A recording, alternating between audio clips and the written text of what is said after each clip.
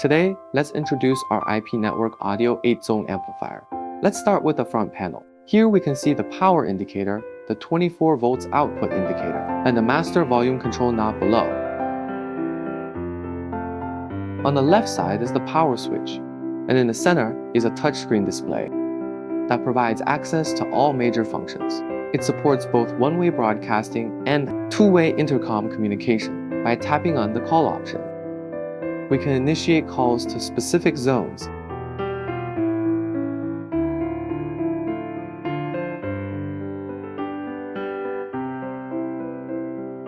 How does it work?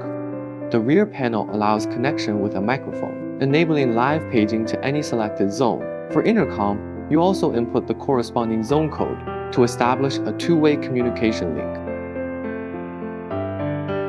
The system supports USB playback as well. You can plug in a USB drive to play audio content with options such as single track, repeat, shuffle play, sequential play, volume control. It also includes select play, which functions the same as on-demand operations from an IP terminal or server. Over here is the zoning control panel, where you can turn on or off the speakers in all 8 zones individually.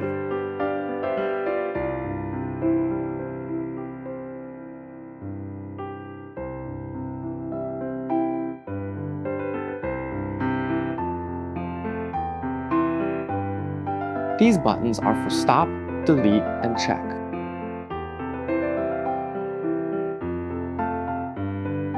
Here, we can view information such as the IP, address, and call code of the device.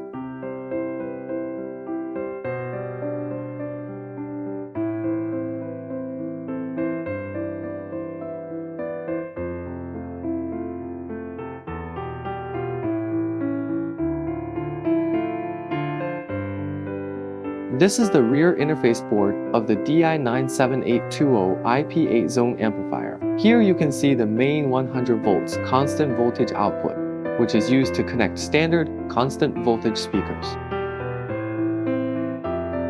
Here, the output is divided into 8 zones, each with its own terminal block for individual zone control. This part is the 24 volts DC output, which can be used to connect to external 24 volts volume controller panels. It is shown here that this unit supports short circuit trigger, input, and output. Here is the output sensitivity switch, allowing to select between 0.775 volts and 1 volt. There are 2 O input ports and 1 O output port.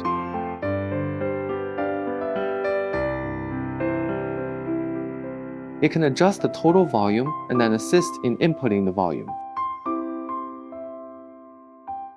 There are 2 sets of microphone volume input interfaces here.